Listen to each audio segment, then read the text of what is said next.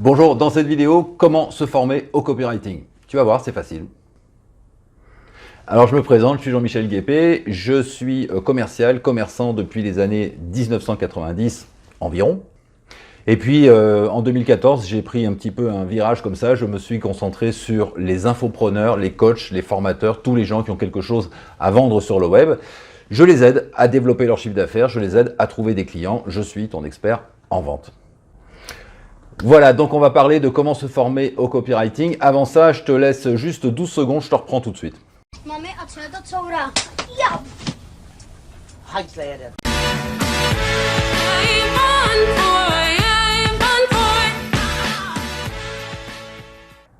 Voilà, j'espère que ça t'a incité à t'abonner à la chaîne. Si tu le fais, eh bien n'oublie pas d'activer la cloche, c'est important pour que tu reçoives toutes les nouvelles vidéos, les notifications comme on dit.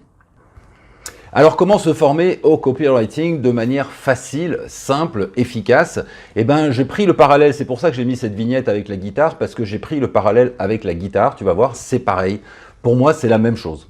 En fait, la première fois que j'ai voulu apprendre la guitare, j'avais peut-être 15 ou 16 ans, tu vois, un truc comme ça, je me suis acheté une guitare. Et puis, à l'époque, j'étais là avec mes cordes, j'avais 2-3 copains qui m'expliquaient 2-3 trucs, mais enfin, c'était assez nébuleux, tu vois, je comprenais pas grand-chose. Donc, eh bien, mes parents ont dit, voilà, il faudrait peut-être un cours, tu vois, il faudrait peut-être un professeur. Donc, je suis allé prendre des cours de guitare avec un professeur, et là, ça m'a vraiment gonflé. Ça m'a gonflé, oui, parce que le gars, en fait, était pas très pédagogique, première chose.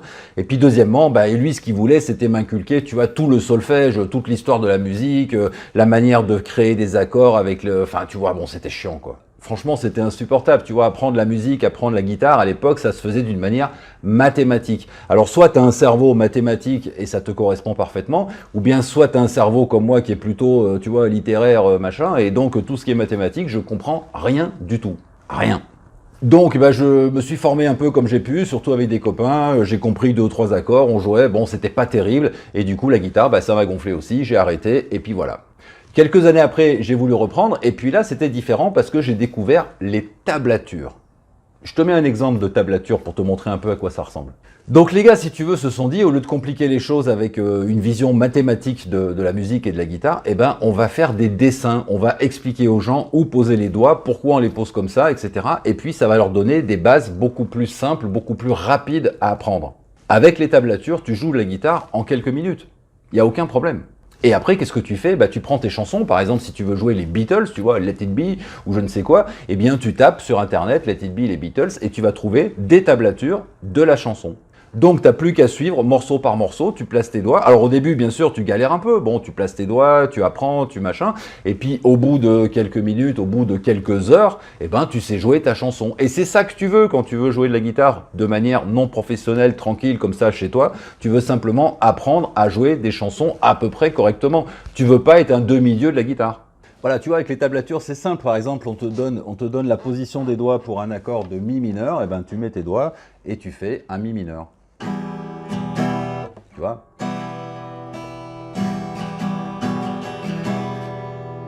Tous les gens qui veulent être des demi-dieux de la guitare, effectivement, ont plutôt intérêt à passer par la case classique, musique, solfège, etc. C'est normal. Mais les simples amateurs comme moi, ceux qui veulent simplement s'amuser avec une guitare, on peut squeezer ce morceau-là, tu vois, on peut le switcher et passer directement sur les tablatures. C'est exactement la même chose en copywriting. Pourquoi je te dis ça? Parce que c'est simple. Si tu veux devenir vraiment copywriter, si tu veux en faire ton métier, il va falloir que tu aies des très solides bases. Donc là, tu vas rentrer dans un système classique. Alors oui, tu vas regarder les vieilles lettres de vente de Gary Albert, de Frank Kern, etc. Enfin, tous ces trucs-là. Oui, tu vas te former avec des bouquins en anglais. Bref, tu vas faire tous ces trucs-là de telle manière que ça te donne vraiment des bases très solides pour ton métier. Mais si tu es simplement infopreneur et que tu veux juste maîtriser un minimum les pages de vente, par exemple, ou même les structures d'email, ou bien n'importe quoi qui correspond, tu vois, les rédactions d'articles, etc.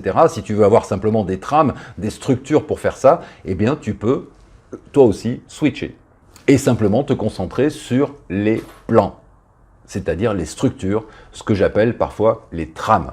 Alors, qu'est-ce que c'est qu'une trame? C'est tout simplement une suite d'éléments. Tu vois, j'en ai déjà parlé plusieurs fois en vidéo. En haut, tu as par exemple un titre, une accroche, ensuite tu as un sous-titre, ensuite tu as les problèmes, survol des problèmes, conséquences, ensuite tu as prospective positive, ensuite tu as ceci, tu as cela. Bon bref, tu as des plans. Tu as des plans en 10 points, en 12 points, en 16 points, en 18 points, en 28 points, en 42 points, pourquoi pas. Tu as une suite d'éléments qui constituent, si tu veux, une structure, une trame. Et quand tu comprends les éléments de cette trame, eh bien, il te suffit d'ajouter à l'intérieur du texte qui correspond à ta personnalité et aussi, bien sûr, à ton produit. Donc, de cette manière, c'est beaucoup plus simple. En fait, tu récupères des structures et tu structures ton texte en fonction des différents points qui te sont proposés. C'est simple, comme la guitare avec les tablatures. Donc ce que je te propose de faire maintenant, c'est de dérouler la barre là sous la vidéo. Je te mets le lien ici. Sous la vidéo, il y a un descriptif. Dans ce descriptif, tout en haut, j'ai mis deux choses essentielles. Je t'ai mis un premier PDF qui s'appelle 30 éléments de trame pour tes pages de vente. Donc celui-là, récupère-le, c'est important parce que je te donne dedans 30 éléments et je te donne bien sûr toutes les explications qui vont avec. Et puis en dessous, le lien numéro 2, eh bien c'est comment structurer ta page de vente avec un plan qui est déjà tout fait et que tu n'as qu'à suivre. Donc tout est pré-mâché si tu veux, tu n'as qu'à regarder le PDF, comprendre de quoi ça parle et puis ensuite je t'explique quels sont les différents types d'éléments et qu'est-ce que tu dois mettre à cet endroit-là. Si tu fais ça, eh bien tu te retrouves en quelques dizaines de minutes avec une page de vente nickel. C'est mortel! Oh, c'est mortel!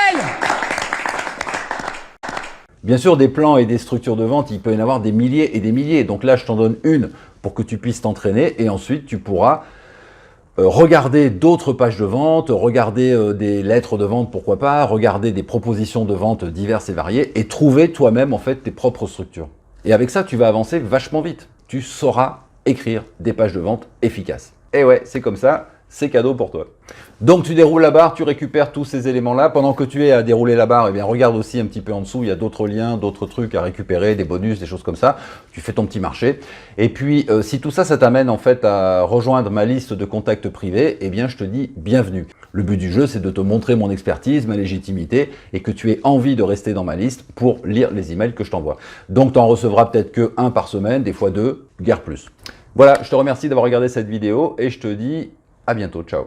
Ici, on a un ré.